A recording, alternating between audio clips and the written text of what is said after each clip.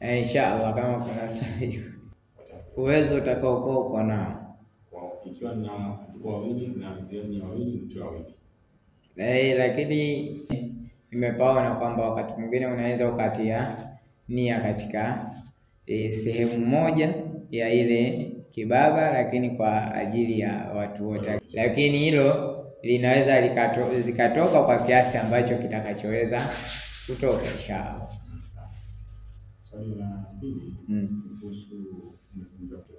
Na Ramadhani ni sehemu ya mafunzo ambayo watu wanapata uchamungu ndani yake, lakini mtu ambaye si mcha Mungu, ambaye hashikamani na ibada ya Allah tabaraka wa taala, yeye huingia katika sehemu ya Ramadhani kama kwa ajili ya aibu hivi, kwa ajili ya kuwaona watu wengi wako katika jambo hili, na ndio maana ngoja na sisi tufanye tuingie katika kulifanya jambo hili.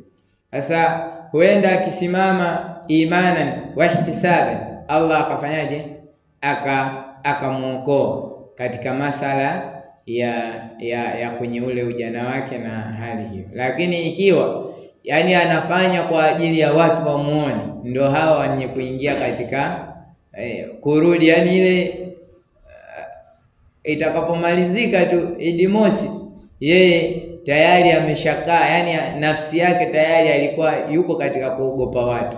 Na ndio maana ikaambiwa hapa, kwa yule ambaye alikuwa akiabudu Ramadhani, basi Ramadhani imeshaisha. Kuna watu kazi yao wao wanaoheshimu mwezi, hawamheshimu Allah tabaraka wa taala. Kwa hiyo hao ndio wenye kuingia katika makosa makubwa na kutia dosari katika Uislamu, kwamba Waislamu wao wanaabudu Mungu wao yuko katika Ramadhani, lakini miezi mingine wao Mungu wao sijui anakuwa yuko wapi. Yani kuna watu wanajiuliza maswali kama haya ambao si katika sisi, lakini sisi tunajua kwamba hawa ni maasi wanayafanya. Kwa hiyo ni kumnasihi, huenda katika nasaha karudi. Lakini sasa yule ambaye yuko nje ya utaratibu huo, ndio baadaye unamkuta kwamba haikumbadilisha ile Ramadhani, na Ramadhani imemfanya kuwa na Allah hakuwa na haja na hicho kujizuia kula kwake na kunywa kwake. Kwa hiyo alikuwa akicheza shere na Allah hakuitaka hivyo. Kwa hiyo baada ya hapo anaonekana katika hali dhofu, haingii katika utaratibu huu. Ikiwa humuogopi Allah, umeogopa kwa ajili ya watu, innal a'mal binniyat fa innama likulli imri'in ma nawa. Kwa hilo uliokuwa umelinuia wewe, kwa sababu hata kule kunuia kwa Ramadhani kwamba mimi nafunga kesho, inategemea ile nia yako. Kama nia umedanganya watu na ikawa ni unaingia ndani huko unakunywa maji yako, juisi yako, ukija huko umefuta midomo, unakaa kwenye mabaraza, kazi mnazungumza, lakini jambo lako wewe kwamba umelificha huko, yeye Allah anajua na hata kulipa. Lakini ikiwa una nia thabiti, Allah atakulipa. Kwa hiyo inasimama hapa kwamba ukiwa uko vizuri utalipwa na Allah. Katika safari hakukosekani watu waovu, yani katika dunia hakukosekani waovu. Kwa hiyo hutumia yani mwanya, kutokana na sisi serikali yetu si katika serikali ambayo inasimamia masala ya dini ya Uislamu, kwamba moja kwa moja kwamba hiyo ndio serikali ya Kiislamu. Kwa hiyo wao wanatumia mwanya kama huu, kwamba amekata utaratibu wa huduma yake. Kwa hiyo anajua kabisa laitani kama ingekuwa Waislamu wamesimamisha utaratibu wa dini ya kwao na ndio hukumu zinafanyika kwa ajili hiyo, basi inamaanisha wao wasingepata nafasi. Lakini kuna ukuta unaowasaidia wao kutangaza utaratibu wao kwamba kuna disco vumbi, sijui watu wataingia vinywaji bure, na utaratibu, kwa sababu wanajua wanalipia. Ukienda kufanya utaratibu usiokuwa wa sawa, inamaanisha wewe unaingia katika hatia. Kwa hiyo hili sisi tunawaonya wale ambao watakuwa wanategemea sikukuu zaidi na mambo ya Kiislamu, basi wao kuyafanya kwamba ndio Waislamu sasa waweze kwenda. Hilo ni onyo, haifai katika kufanya hivyo, na ikiwa wanapata madhambi, na ikiwa sheria inaweza ikasimamishwa haki, basi wataadhibiwa. Lakini kutokana na hatuna utaratibu wa daula, basi kwa kadri ya Allah atakavyotujalia. Hili swali nilokuwa umeliuliza na nikalijibu kwa ufafanuzi wake kwa maelezo mengi. Ni swali ambalo nimelijibu kwa maelezo mengi, kwa sababu yani sisi imefungika jambo hilo. Yani mashekhe wanasema katika wadhi baada ya Eid wanatoa taarifa na kuwakanya waumini, lakini wapo watu ambao si katika wale ambao tulikuwa tumewasema hapo nyuma, wale hawakusimama kwa ajili ya dini ya Kiislamu. Wao wamesimama kwa ajili ya kivuli. Kwa hiyo wao ndio wenye kuyafanya haya. Kwa hiyo kutokana na utaratibu uliokuwa upo, kwa hiyo sisi hatuwezi kuwaingilia, isipokuwa ule utaratibu wetu ni kuwaonya waumini kwamba wewe, mimi na mwingine ambaye anajua jambo hili ni kusimamia, kama ni watoto au katika jamii yako, kila mmoja akisimama katika utaratibu kama huu, watu wakasimama kweli, basi inamaanisha wale hawawezi kupata watu. Kwa nini? Kwa sababu hukumu hawezi kusimamishiwa wale. Kwa hiyo sisi tutachukua utaratibu sisi wenyewe kujizuia. Lakini kama itakuwa utaratibu ungekuwa wale hawana sehemu ya kinga, basi Waislamu wangechukua utaratibu wao. Ila utaionya jamii yako ambayo itakuwa iko pamoja na wewe, na wakati wengine wanafikisha kwenye uongozi, lakini kutokana na hali zetu ambazo tuko nazo wanashindwa hao wenye mamlaka katika kuyasimamia hayo. Unaona, kutokana na utaratibu yapo yashawahi kusemwa, na wakati mwingine pia wanatumia jitihada mashehe. Unavyosikia kuna mabaraza ya Idi na utaratibu mwingine, wanawachukua viongozi kwa makusudi na wanawafahamisha masala kama haya, lakini kunakuwa na ufumbiaji macho. Kwa hiyo sasa, ikiwa watu washaonekana kwamba hali zao ndio zimekaa katika utaratibu kama huo, hilo ni jambo ambalo ni lenye kurudiwa, huenda kuna kipindi watu wakalichukulia utaratibu. Ala kule hali watu wanakemea na mashehe wanatoa sauti kwa kila upande na njia tofauti wanatumia, lakini bado utaratibu haujaweza kufuatwa. Kwa hiyo si kwamba watu wamelala. Watu wengi, si wewe tu, hata kuna watu wengi yanawakera sana. Kuna wengine pia wanatumia mpaka nguvu zao wenyewe huko kwenye maeneo ambayo wao wana nguvu. Unaweza wewe ukawa unasema hapa, lakini kuna wengine wanatumia nguvu kabisa. Na nishawahi kuona mtu mmoja alizuia sehemu ya muziki usipigwe, adhana ilikuwa inaadhiniwa, alafu watu wanaendelea na shughuli. Kwa hiyo yeye akaingia yeye mwenyewe kwenye eneo ambalo ni hatari, hata kama wangemvamia wangempiga na hali asingefanya kitu, lakini walizimu. Kwa hiyo kuna sio huyo, tuna maeneo mengine. Kwa hiyo watu wanachukua hatua, lakini kutokana na hali zetu basi tunaenda hivyo kwa utaratibu ambao utakao kuwepo, lakini kwa kusema lazima yaseme kwamba hili jambo si la sawa. Katika mwaka wa kwanza yupo sahaba ambaye alikwenda kwa Mtume sallallahu alaihi wasallam, akawa amesuhubiana naye. Ilipofika katika sehemu ya mwaka wa pili, ikafaradhisha katika sehemu ya funga.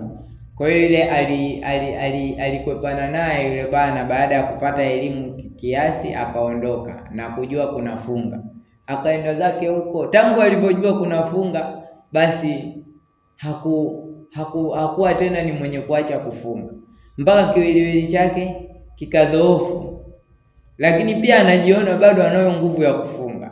Alivomrejea tena Mtume sallallahu alaihi wasallam akamuona, akamshangaa, mbona kama huyo mtu namjua, we ni nani? Akamwambia, mimi ni sahaba wako ambaye tulikutana katika mwaka wa kwanza na wa pili huko, mpaka leo hii ndo nimekuja. Ni wewe? Haya, kitu gani kimekupata? Akasema, mimi tangu nijue kufunga sikuacha kufunga mpaka leo hivi unafanywa. Yani anamwambia baada ya kufaradhishwa funga kwa Mtume sallallahu alaihi wasallam, funga ile ya siku moja unafunga siku moja. Tunasema ya mwezi wa Ramadhani. Yani baada ya kujua yeye hakuacha tena kufunga, ikawa yani anafanya mfululizo katika sehemu ya kufunga, akifungua kesho anafunga hivyo hivyo mpaka kiwiliwili kikadhoofu kwa muda mrefu. Kwa hiyo alipotokewa tena kule, ndo akawa anamuuliza, wewe nawe ni nani? Akamwambia, mimi ni fulani. Anambia, kitu gani kimekufanya uwe hivyo? Ndo akamwambia, tangu tukutane mimi ilivyofaradhishwa funga mimi sikuacha kufunga. Akamwambia, kwa nini umeamua wewe kufanya hivyo? Akamwambia, punguza katika sehemu ya kufunga. Akasema, mimi na uwezekano wa kufunga, naweza, kiwiliwili changu chaweza. Akamwambia, hata yani funga katika mwezi siku 3. Asema hizo pia naziweza. Akasema, hapana, ikiwa wewe unaweza basi ni afadhali ufanye funga ya Nabii Daudi ambayo ndiyo bora zaidi, kufunga siku moja na kula siku moja. Basi hicho ndo labda ufanye hivyo, lakini si kwamba kila muda wewe unafanyaje unafunga. Yani alikuwa akiweza kumfahamisha funga hiyo ya Daudi kwamba unaweza ukafunga siku moja na ukafuturu siku moja, ikiwa kama mtu anataka kujitahidi. Maana kuna wengine wameingia katika sehemu ya uchamungu. Kuna watu ambao walijikurubisha kwa Allah tabaraka wa taala, wakawa wao wanayakimbilia sana, na wengine nao pia waliingia katika masala ya kusoma Qur'an mpaka ikawa waacha wake zao wanajishughulisha na kusoma. Kwa hiyo imani iliwapanda zaidi. Basi wengine wakashtaki kwa Mtume sallallahu alaihi wasallam wake. Kwa hiyo wakaambiwa kwamba mimi ni mtume wenu, ninafunga na swali, naisoma Qur'ani na ninaoa wanawake. Kwa hiyo sasa nyinyi huo ucha Mungu hauko hivyo. Kwa hiyo kila kitu kiwekwe katika wakati wake. Kwa hiyo akawa anawafahamisha kuhusu kufunga. Unaweza ukafunga siku 3 kama hizi zilizosemwa, au siku ya miezi mitakatifu ambazo kila mwezi ukafunga siku 3, au ukakithirisha katika mwezi wa Shaabani, lakini si kusifululiza kama ni mwezi wote au ikawa ni vipi. Lazima pawe na kuachia katikati hapa. Pamefahamika? Ni katika siku 2 kabla ya Eid. Kwa hiyo kutoa zakatul fitri ni wakati wake mzuri kabisa, unakuwa umeifanya katika sehemu yake kabla ya Eid kuswaliwa. Kabla ya Eid katika kuswaliwa, nadhani ndio sehemu nzuri. Kwa hadithi ambaye ameipokea Ibn Umar, anna an-nabiyya sallallahu alayhi wasallam amara zakatul fitri kabla khuruji nasi ila salat. Kwa hiyo Mtume sallallahu alayhi wasallam ameamrisha zakatul fitri ni kabla ya kutoka watu kuelekea katika kuswali. Ndio jambo jana ambayo tumelizungumza, kabla ya kwenda kuswali. Si kama lile jambo ambalo tulikuwa tunalisema kwamba ndugu yangu yuko wapi hivi yuko wapi.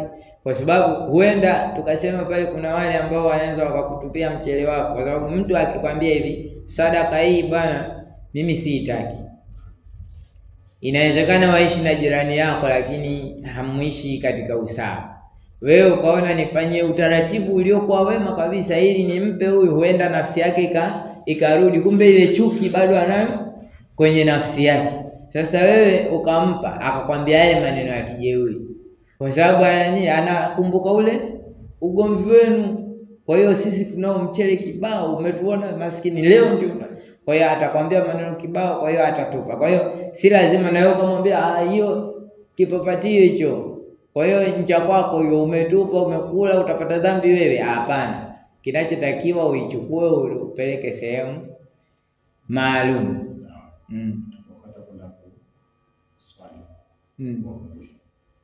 Kula ni sawa kabla ya kutoka kwenda kwenye Eid, lazima mtu ale tende kwa witiri au apate maji, na ikikosekana basi chochote ambacho kitakuwa kati ya hivyo basi aweze kufanyaje, kufungua kabla ya kwenda kuswali Eid.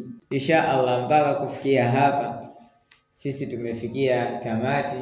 Tunamwomba Allah tabaraka wa taala atufungulie ilmu na atuzidishie hirsi katika dini yake. Ya musarrifa alqulubi qulubana ala dinika, ya musarrifa alqulubi qulubana ala ta'atika. Allahumma salli ala sayyidina Muhammad wa ala ali sayyidina Muhammad.